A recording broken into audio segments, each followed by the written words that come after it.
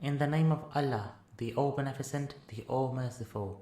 Sad, by the Qur'an bearing the reminder, yet the faithless dwell in conceit and defiance. How many a generation we have destroyed before them. They cried out for help, but it was no more the time for escape. They consider it odd that there should come to them a warner from among themselves, and the faithless say, "This is a magician, a mendacious liar. Has he reduced the gods to one god?" This is indeed an odd thing. Their elite go about urging others, "Go and stand by your gods." This is indeed the desirable thing to do. We did not hear of this in the latter-day creed. This is nothing but a fabrication. Has the reminder been sent down to him out of all of us? Rather, they are in doubt concerning my reminder. Rather, they have not yet tasted my punishment. Do they possess the treasuries of the mercy of your Lord, the Almighty, the All-Beneficent? Do they own the kingdom of the heavens and the earth and whatever is between them? If so, let them ascend to the higher spheres by the means of ascension. They are but a routed host out there from among the factions. Before them, Noah's people impugned their apostle, and so did the people of Ad and Pharaoh, the impaler of his victims, and Thamud, and the people of Lot, and the inhabitants of Acre. Those were the factions. Each of them did not but impugn the apostles, so my retribution became due against them. Those do not await but a single cry, which will not grant any respite. They say, "Our Lord, hasten on for us our share before the day of reckoning." Be patient over what they say, and remember our servant David, the man of strength. Indeed, he was a penitent soul. Indeed, we disposed the mountains to glorify Allah with him at evening and dawn, and the birds as well, mustered in flocks, all echoing him in a chorus. We made his kingdom firm, and gave him wisdom and conclusive speech. Has there not come to you the account of the contenders, when they scaled the wall into the sanctuary, when they entered into the presence of David? He was alarmed by them. They said, "Do not be afraid, we are only two contenders. One of us has bullied the other. So judge justly between us, and do not exceed the bounds of justice, and show us the right path. Indeed, this brother of mine has 99 ewes, while I only have a single ewe, and yet he says, 'Commit it to my care,' and he browbeats me in speech. He said, 'He has certainly wronged you by asking your ewe in addition to his ewes.' And indeed many partners bully one another, except such as have faith and do righteous deeds, and few are they. Then David knew that we had indeed tested him, whereat he pleaded with his Lord for forgiveness, and fell down prostrate and repented. So we forgave him that, and indeed he has a station of nearness with us and a good destination. O David, indeed we have made you a vice-regent on the earth, so judge between people with justice, and do not follow desire, or it will lead you astray from the way of Allah. Indeed, those who stray from the way of Allah, there is a severe punishment for them because of their forgetting the day of reckoning. We did not create the sky and the earth and whatever is between them in vain. That is a conjecture of the faithless. So woe to the faithless for the fire.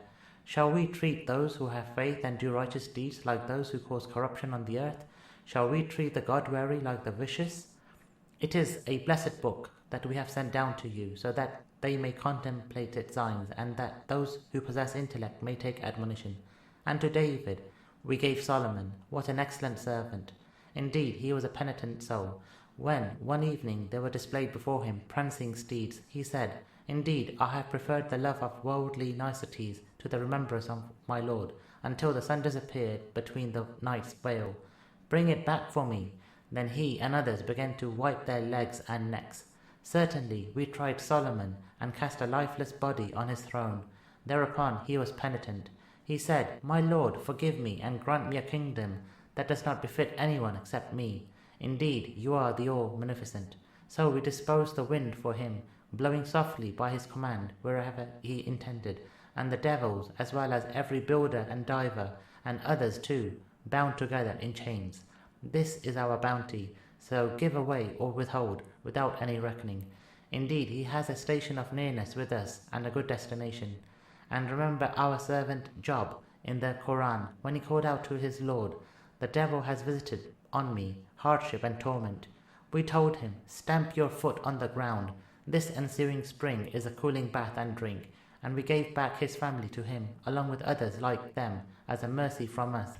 and an admonition for those who possess intellect. We told him, take a faggot in your hand and then strike your wife with it, but do not break your oath. Indeed, we found him to be patient. What an excellent servant. Indeed, he was a penitent soul. And remember our servants, Abraham, Isaac, and Jacob, men of strength and insight. Indeed, we purified them with the exclusiveness of the remembrance of the abode of the hereafter. Indeed, with us they are surely among the elect of the best. And remember Ishmael, Elisha, and Zulkifil, each of whom was among the elect. This is a reminder, and indeed the God-weary have a good destination. The gardens of Eden, whose gates are flung open for them, reclining therein on couches, therein they ask for abundant fruits and drinks, and with them will be maidens of restrained glances, of a like age. This is what you are promised on the day of reckoning. This is indeed our provision, which will never be exhausted. This is for the righteous, and as for the rebellious, there will surely be a bad destination, hell, which they shall enter, an evil resting place. This, let them taste it, scalding water and pus, and other kinds of torments resembling it. This is a group plunging into hell along with you. May wretchedness be their lot. They will indeed enter the fire. They say, rather, may wretchedness be your lot. You prepared this hell for us. What an evil abode. They say, our Lord, whoever has prepared this for us, double his punishment in the fire. And they say, what is the matter with us, that we do not see here men whom we used to count among the bad ones? Did we ridicule them unduly in the world, or do our eyes miss them here? That is indeed a truth. The contentions of the inmates of the fire say, I am just a warner, and there is no God except Allah, the One, the All-Paramount, the Lord of the heavens and the earth, and whatever is between them, the Almighty, the All-Forgiver. Say, it is a great prophecy of which you are disregardful. I have no knowledge of the supernal elite when they contend. All that is revealed to me is that I am just a manifest warner. When your Lord said to the angels, indeed, I am about to create a human being out of clay. So when I have proportioned him and breathed into him of my spirit, then fall down in prostration before him. Thereat the angels prostrated, all of them together. But not Iblis. He acted arrogantly, and he was one of the faithless. He said, O Iblis, what keeps you from prostrating before that which I have created with my own 2 hands? Are you arrogant, or are you one of the exalted ones? I am better than him, he said. You created me from fire, and you created him from clay. He said, begone hence, for you are indeed an outcast, and indeed my curse will be on you till the day of retribution. He said, my Lord, respite me till the day they will be resurrected. Said he, you are indeed among the reprieved until the day of the known time. He said, by your might, I will surely pervert them, except your exclusive servants among them. He said, the truth is that, and I speak the truth, I will surely fill hell with you and all of those who follow you. Say, I do not ask you any reward for it, and I am no impostor. It is just a reminder for all the nations, and you will surely learn its tidings in due time.